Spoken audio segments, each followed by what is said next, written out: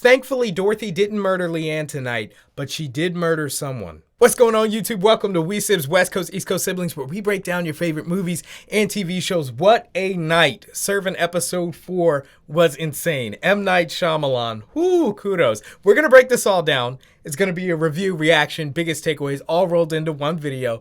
Sit back, relax, let me take a breath, and let's dive into it. Now, before we get started, don't forget WandaVision comes on later tonight, 3 a.m. Eastern time, so you don't want to miss that. Click the bell. But let's get into this. So we pick up in this episode right where we left off in the last one. Toby brings Leanne to Dorothy and Sean's house, and she is now kidnapped. She's under house arrest. And Dorothy becomes increasingly violent. Now, Apple TV actually put out an episode on YouTube yesterday where M. Night Shyamalan is talking about the pizza episode, and he makes it clear that Dorothy is willing to do anything and cross any line to get baby Jericho back. So let's talk about Dorothy's increasing violence, right? So we already know she's psychotic, and I've had a big frustration with this the entire season, and even toward the end of last season. They are playing pretend too much. I thought it went too far a long time ago. They're waiting until not only is another child in danger, or we thought that child was in danger. Turns out that baby is safer with Leanne's people, apparently, than with Dorothy. It was getting increasingly violent, increasingly more dangerous. And now with Leanne being kidnapped, it's just full-blown crazy town. And Sean and Julian, even Natalie, whom we still haven't seen, I think she's missing. I think something sinister is afoot. But now everyone is enabling Dorothy. They're so afraid of what she'll do if she knows what happened to Jericho. We'll get to that in a second. That they're letting her do pretty much anything. And Sean mentions this. He says, you know, if people want to punish her, that's fine. Nothing could be worse than what she would do to herself. But at this point, it's like, you want to bet? This episode, in a nutshell, is basically an interrogation between Dorothy and Leanne. Dorothy comes up, gives her food, and continues to ask where baby Jericho is. Now, at first, the audience was led to believe that Leanne was crazy and a cult follower.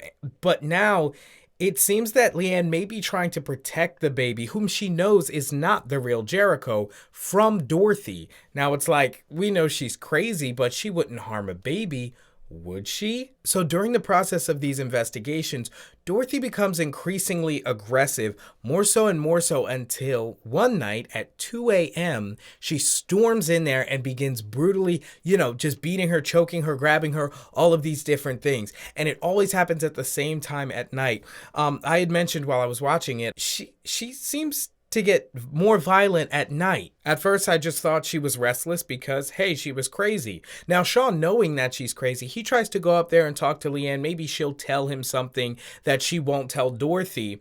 But what's interesting is Dorothy would rather no one tell anyone anything than Leanne tell Sean something about Jericho or give him some information. So you're starting to see, okay, if the baby is the primary goal, getting the baby back, wouldn't you just want Leanne to tell somebody something? Obviously, Sean would relay it to Dorothy and they could do what's best for the baby. But no, it's either said to her or to no one at all. So at that point, I started questioning, okay, her primary objective may not be the safety of the baby.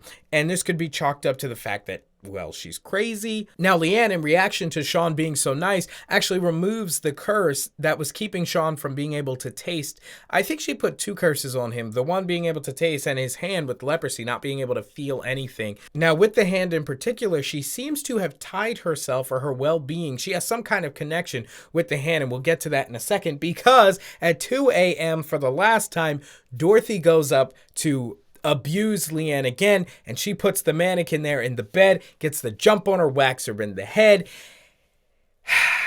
She runs downstairs, is trying to get out. The door locks from the inside. I don't know how she couldn't get out. Dorothy comes down the stairs and hits Leanne over the head with the metronome. And at this point, I thought Leanne was dead. And I really thought it was too soon. I was like, really? Come on.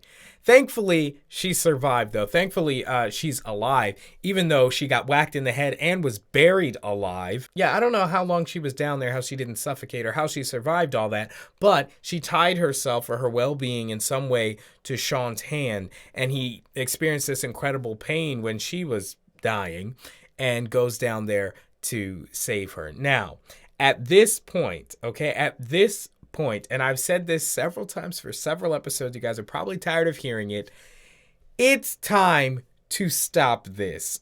If Sean has any sense left, okay, he's already pushed it way too far, but at this point, Dorothy has kidnapped and beaten and attempted to murder a person. You would think that Sean at this point would say, enough is enough, we need to get you help, you'll pass out, and when you wake up, you will be in a pleasant straitjacket in some sort of insane asylum. But the reason I think he's not doing it is because he's already covered up one of Dorothy's murders. And that murder is the murder of baby Jericho. I think what happened is Dorothy, being the crazy person that she is, got tired of Jericho's crying in the wee hours of the morning, as babies do. She went in there and she smothered baby Jericho. He didn't die. She killed him. Dorothy talks about her body reliving something and her mind's trying to forget it. I think that's exactly what she keeps reliving, and that's why she has that violent streak at 2 a.m. That is some good writing, M. Night Shyamalan. Man, what a crazy episode, and what a huge reveal. You know what really got me? At the end, they were just like, okay, time to go back to bed. Like, they took Leanne back up to her room, locked her in there, and they just went back to bed. Like, are you kidding?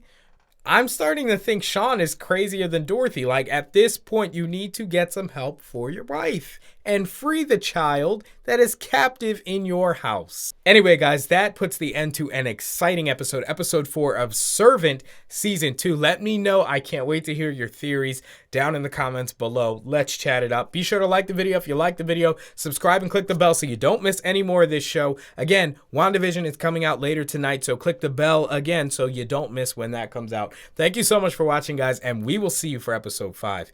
Peace.